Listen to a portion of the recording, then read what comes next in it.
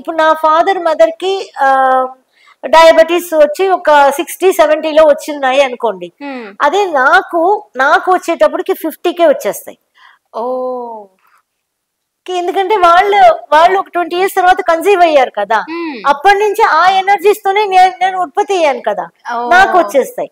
నా పిల్లలకి ఒక 30కే వచ్చేస్తాయి. ఓకే.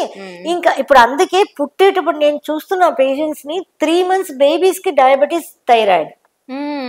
3 months బేబీస్ కి 3 years కి ఏజ్ లిమిటేషన్ సంబంధమే లేకుండా లేదు వాళ్ళకి. ఇప్పుడు మనం చెప్పాలన్నా కానీ వాళ్ళు ఏం ఫుడ్ హ్యాబిట్స్ ఉన్నాయి, ఫుడ్ హ్యాబిట్స్ వల్ల వస్తున్నాయి అంటే ఫుడ్ హ్యాబిట్స్ ఏమున్నాయి, ఏం లేవు కదా. మదర్ ఫాదర్ దగ్గర నుంచే ఉత్పత్తి అయినాయి. దీనిలో మెయిన్ మదర్ అన్నమాట. మదర్ 90%, ఫాదర్ 10% ఉంటుంది అన్నమాట ఎనర్జీస్. సో అలా పనిచేస్తాయి అన్నమాట ఎనర్జీస్ అన్నది. సో మనం ఈ రోజు మనకి డిసీజ్ వచ్చింది అని అంటే మన హ్యాబిట్స్ వల్ల చెప్పొచ్చు ఎలాంటివి వస్తాయి. కోల్డ్, కాఫ్, ఫీవర్, ఇలాంటివి అలర్జీస్ ఇలాంటివన్నీ వస్తాయి.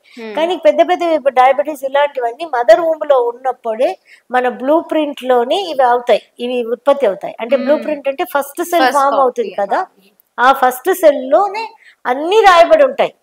ఈ ఏజ్ లో ఇది రావాలి ఎవ్రీథింగ్. అది చెప్తారు 2700 pages ఉంటుందట ఒక్కొక్క సెల్లులో. అప్పుడు ఆ ఒక్క సెల్లులో 2700 pages ఉంది అంటే బర్త్ టు డెత్ దానిలోనే ఉంటుంది. సో ఇప్పుడు ఏమవుతుంది, ఆ ఒక్క సెల్ మళ్ళీ మల్టిప్లై అయ్యి డివైడ్ అయ్యి ఒక హ్యూమన్ బాడీని కడుతుంది కదా. అంటే ఇదే ఏమైతే ఉన్నాయో ఫస్ట్ సెల్లో అన్ని బాడీలో అన్ని సెల్స్ లో కూడా అవే ఉంటాయి.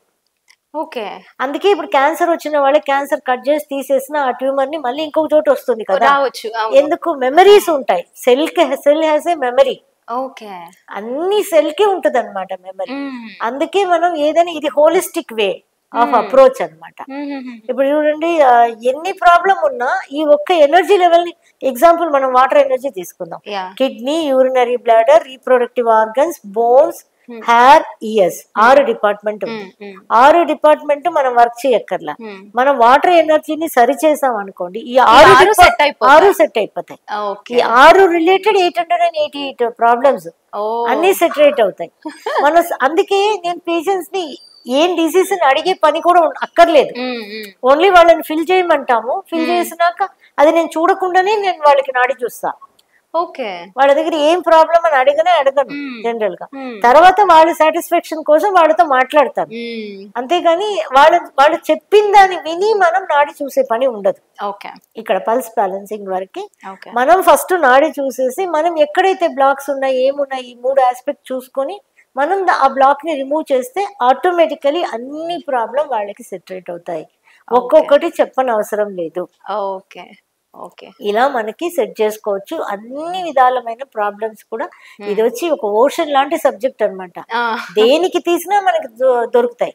ఇప్పుడు కొంతమంది క్యారెక్టర్ ఎలా ఉంటారు, అబద్ధాలు చెప్తుంటారు, అలాంటివి అన్ని కూడా మన ఎనర్జీ లెవెల్లోనే ఉంటాయి.